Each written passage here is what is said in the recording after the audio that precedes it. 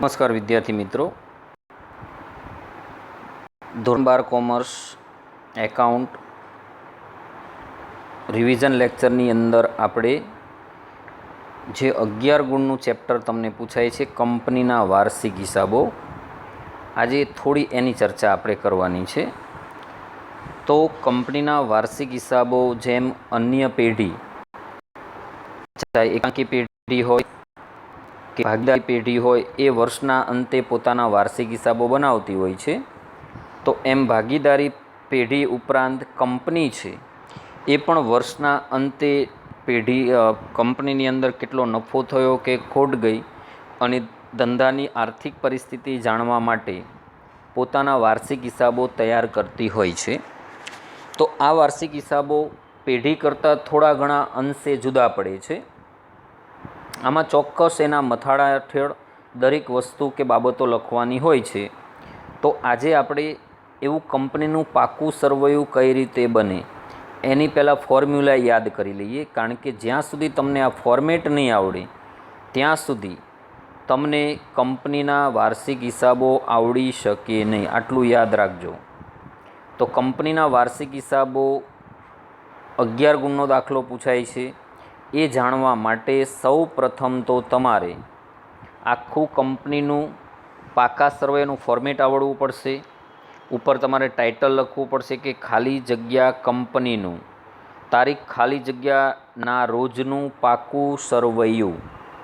પછી તમારે ખાના બનાવવા પડે, વિગત, નોંધ નંબર અને રકમના 2 ખાના.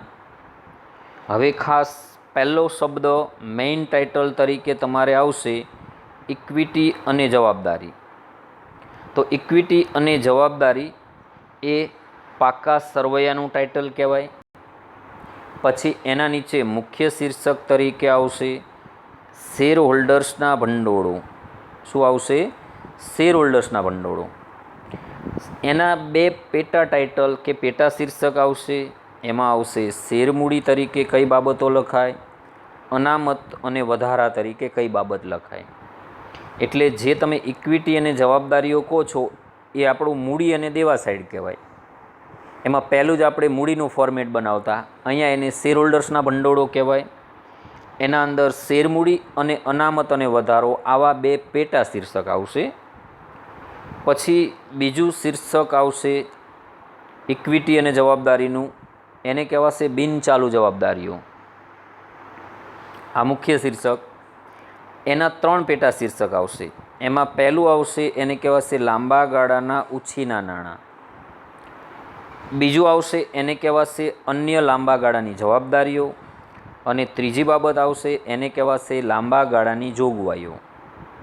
એટલે બિનચાલુ જવાબદારી એના પેટા શીર્ષક 3, લાંબા ગાળાના ઉછીના નાણાં, અન્ય લાંબા ગાળાની જવાબદારીઓ અને લાંબા ગાળાની જોગવાઈઓ. અને ત્રીજું મુખ્ય શીર્ષક જે આવશે એને કહેવાશે ચાલુ જવાબદારીઓ. ચાલુ જવાબદારી નીચે 4 પેટા શીર્ષક આવશે. એમાં એક આવશે ટૂંકા ગાળાના ઉછીના નાણાં, વેપારી દેવા, અન્ય ચાલુ જવાબદારીઓ અને ટૂંકા ગાળાની જોગવાઈઓ. તો અહીં સુધીનો જે ભાગ છે, બરાબર, આટલો ભાગ જે આપણે જોયો એ મૂડી અને દેવા સાઈડનો ભાગ કહેવાય. પણ અહીંયા કંપનીમાં એને ઇક્વિટી અને જવાબદારી કહેવાય. આટલો ભાગ પૂર્ણ થાય એટલે આપણો મૂડી દેવા સાઈડનું આડું પાકું સરવૈયું આપણે બનાવતા, બરાબર. તો અહીંયા એટલી રકમનો તમારે સરવાળો કરીને મૂકી દેવો પડે. તો ખાસ ધ્યાન એ રાખવાનું છે, કંપનીના પાકા સરવૈયાની અંદર પહેલાં આ એક ભાગ પૂરો થાય તો એમાં દરેક ટાઇટલ છે. તો પહેલાં શેર હોલ્ડર્સના ભંડોળના 2 શીર્ષક, એની રકમ તમારે અંદર લખવી પડે. તમે એ રકમો અહીંયા બંનેની મૂકી અને પછી એનો સરવાળો અહીંયા બહાર મૂકવો પડે. એટલે એ શેર હોલ્ડર્સના ભંડોળની રકમ બહાર જઈ. પછી બિનચાલુ જવાબદારીના 3 શીર્ષક છે, એની ત્રણેયની રકમ અહીંયા તમારે અંદર લખવી પડે અને ત્યાર પછી એનો ટોટલ બહાર જાય. એટલે એ રકમ બિનચાલુ જવાબદારીની કહેવાય. પછી ચાલુ જવાબદારીના 4 શીર્ષક છે, એ 4 રકમો તમારે અહીંયા લખવી પડે અને એ રકમો અહીંયા અંદર લખ્યા પછી એની રકમ બહાર લખાય. એ ચાલુ જવાબદારીનો શીર્ષકની રકમ આવી ગઈ કહેવાય.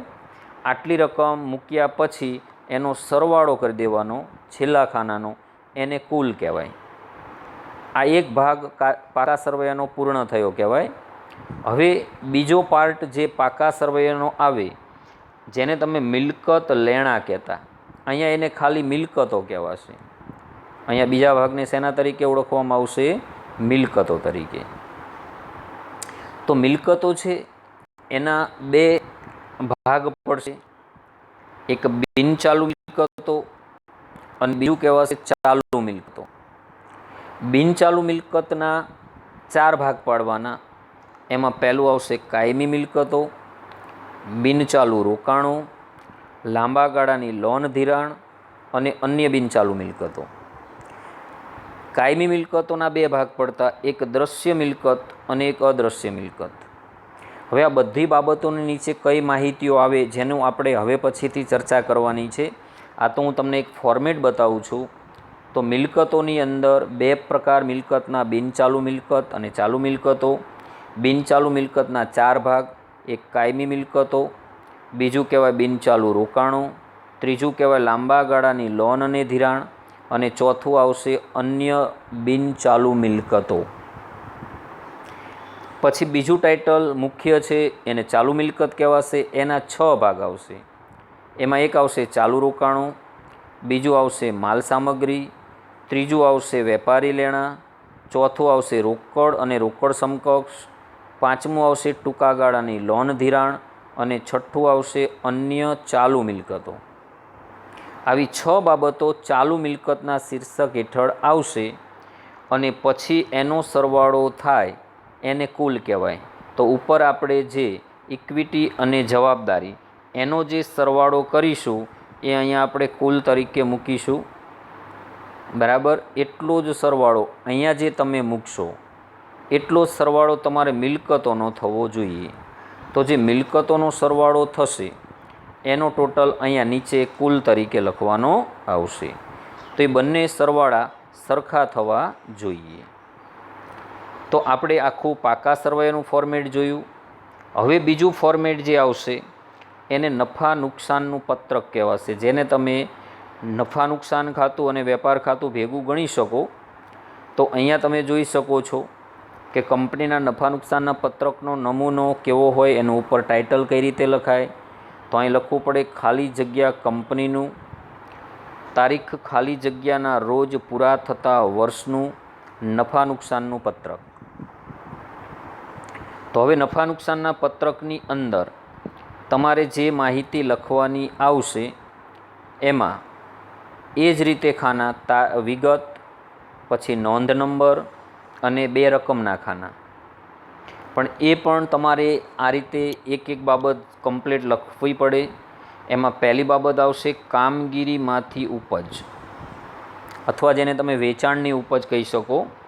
વેચાણમાંથી વેચાણ પરત બાદ કરવાનું એટલે તમને કામગીરીમાંથી ઉપજ મળશે, એટલે ડાયરેક્ટ અહીં લખવાનું.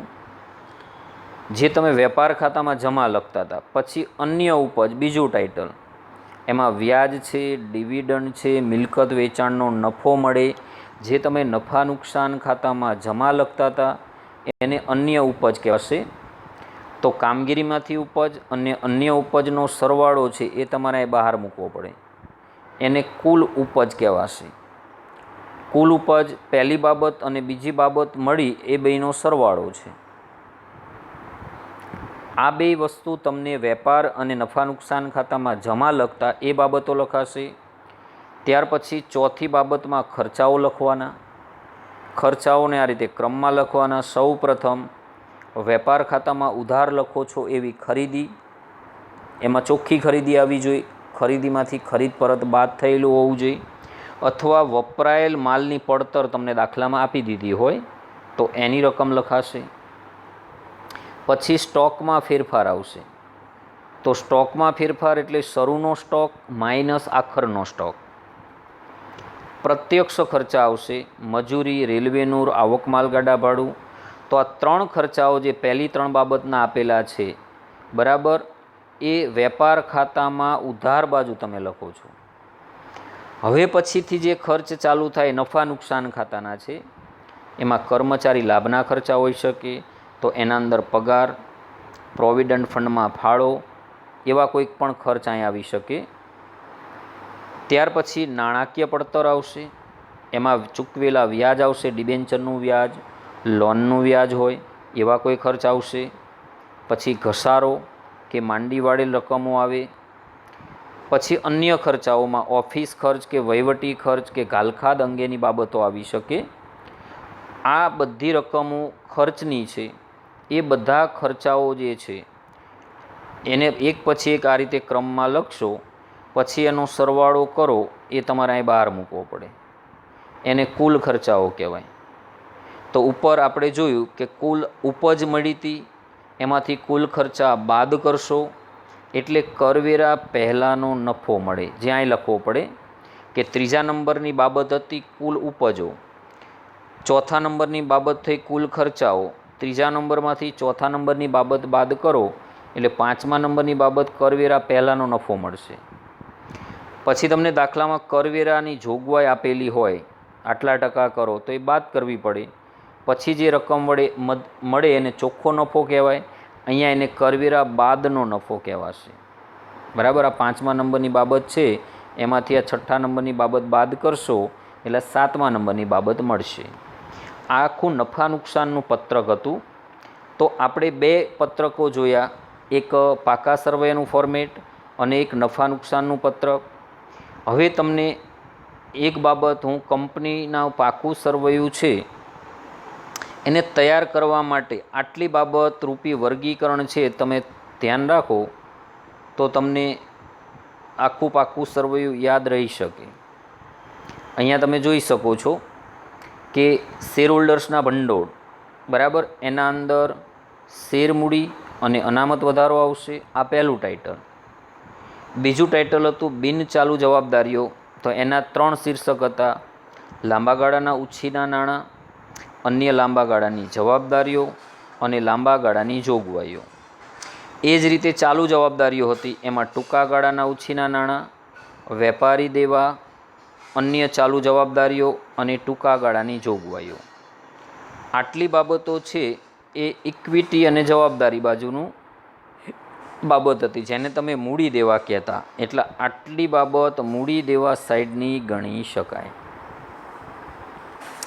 હવે બીજી બાબત છે એ છે મિલકતો અંગેની. તો જે મિલકતો છે એ તમે વર્ગીકૃત કરી શકો એ રીતે મેં તમને અહીંયા ગોઠવીને આપેલી છે.